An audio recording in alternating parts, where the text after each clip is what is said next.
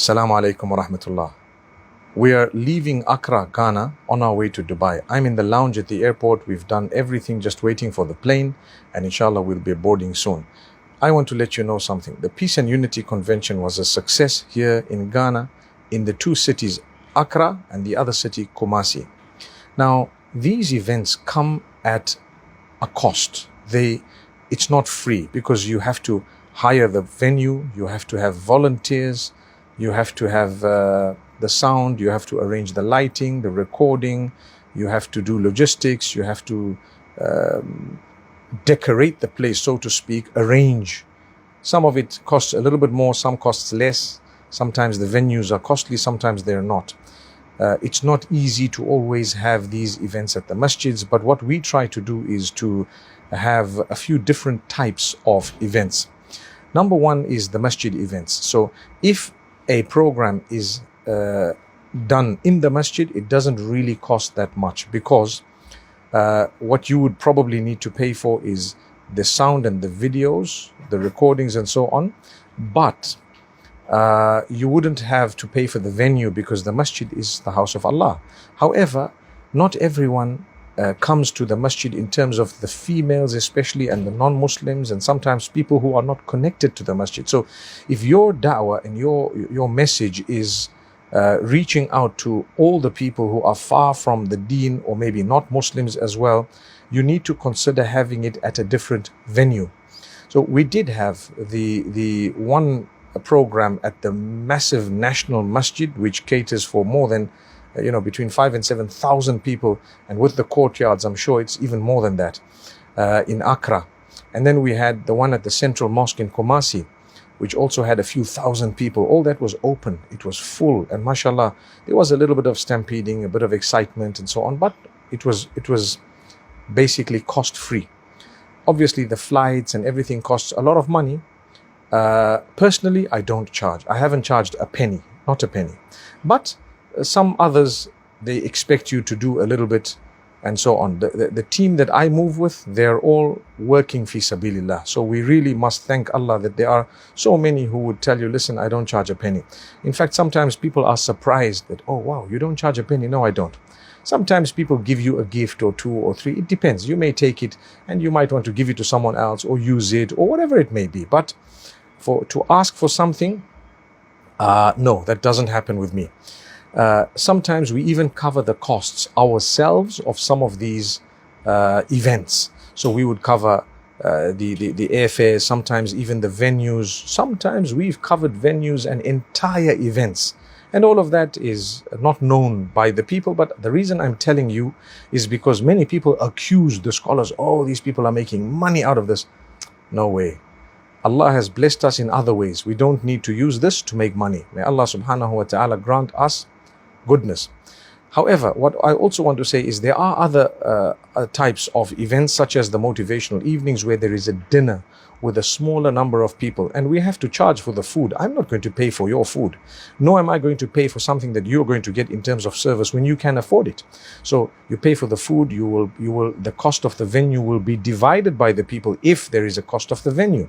So it would probably be $10, $20, $30, $40, depending on what exactly it is. The difficulty is to try and cater for everyone. So if there is a motivational evening, there would be a dinner, there would be a smaller number of people. We'd try to meet everyone. The reason is, when there is a large crowd, it's impossible to meet people. This time when we had a large crowd of a few thousand, they randomly picked a few people from a hat to say, we would just pick randomly people who would like to meet, for example, some of the scholars, and we give you an opportunity, because it's unfair to say only the VIPs can meet, or only so. What about the general public? We also need to meet them. So that's one thing. Taking photos, I don't normally refuse, but what would happen is it's impossible to cater for everyone. So you need to be very quick and considerate. If you're not quick and considerate, don't waste your time saying, can I take a photo? Then you want us to pose as though we're posing for some heavy photo shoot or something. You take a quick picture and move, and people wouldn't mind. Or you can take a quick video while we're walking without stopping us. That having been said, another type of a program is the ones that are handled in halls or in theaters or in conference centers, it costs a lot. Very few wealthy people are prepared to give money or to donate towards events of a spiritual nature of this sort. So if you go to a very wealthy person and you say, this costs 70,000, if he's a really great person, they might give you 5,000, 7,000. I don't do this, but some of the people who are the hosts, they have to go to donors and ask for sponsorship and say, can you sponsor, can you sponsor? I do know that in some countries, it's a bit better than others, but in some of the poorer countries, it's a struggle. They don't even break even. We end up giving our own monies at times to ensure that a program has been a success. And so there is a venue, they have 2,000, 5,000 tickets depending. The ticket is token, and the reason why it is an honor to be used to spend money to such a good cause. Everyone who purchases a ticket, don't come and say it's too much or too little. You are considered a sponsor to that particular event. You will get a reward for coming and making it possible, because if you didn't buy a ticket, they would not have been able to afford the venue in some cases. So you bought a ticket and you came. Another 5,000, 10,000 people bought tickets and came. That is what made it possible. Had you not bought the ticket, it wouldn't have happened. So anyway, as we leave Ghana right now, I just want to pray for all those who made this possible. May Allah bless you, grant you goodness and ease, give you 1,000,000 times more than what you gave. And may Allah open your doors, your family members, grant you good health, happiness, great prosperity, sustenance, joy in this world, ease all your issues, difficulties and problems, protect you from harm, sickness, disease, illness, negativity, and may Allah Almighty elevate your status in this world and the next, and continue to use you to be inspired to spend on causes like this, because Allah chooses whom He wants to sponsor events that are life-changing for people.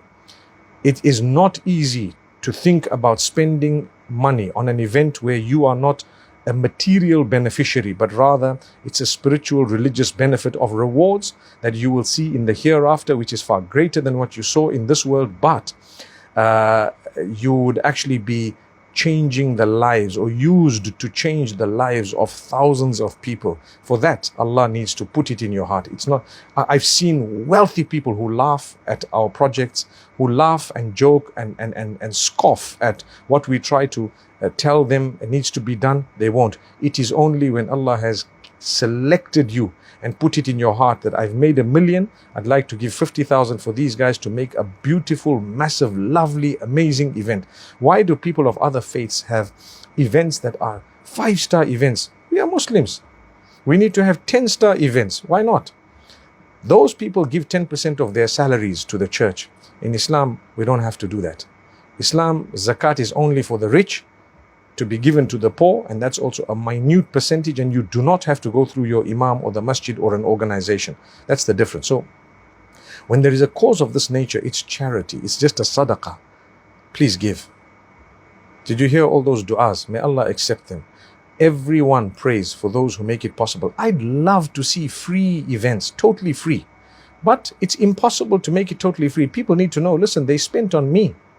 Why should we spend on you when you're a relatively well-to-do person or middle income, or whatever it may be? You're prepared to spend on so many other things. Come, let's spend on this. And don't think the sheikhs are making money. In actual fact, they spend in order for the message to get to you. I ask you who are listening to me right now, how much have I taken from you personally? Nothing. I haven't asked you for a penny personally. If ever you've paid for a ticket, it's for something you got.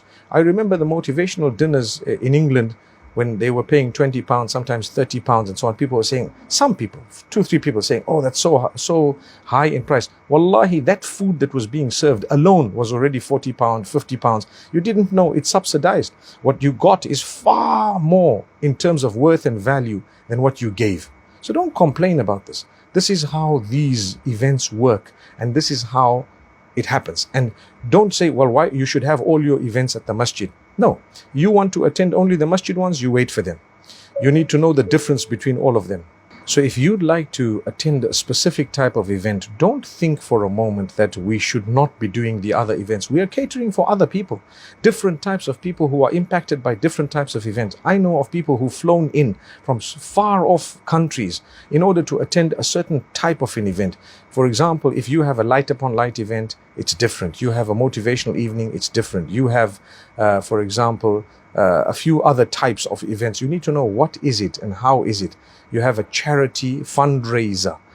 Consider it an honor to be able to give if you want. No one's forcing you, but they will tell you the cause and you can give. And if others are giving, so what? Alhamdulillah. The charity, it doesn't come to the scholar, in all honesty.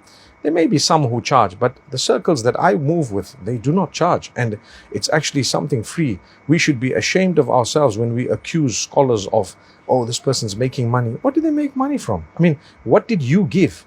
You're such a wealthy person. You've got so much money. What did you give this guy? Nothing. And then you're complaining that he's making money. Out of what? Out of what? They've spent on you more money than you gave. Sorry, I'm a little bit passionate, but the reason why I'm saying this is so many people have so many negative things to say at times. Someone somewhere needed to clarify it. We spend on you. You do not spend on us. Jazakallah khair. Assalamu alaikum.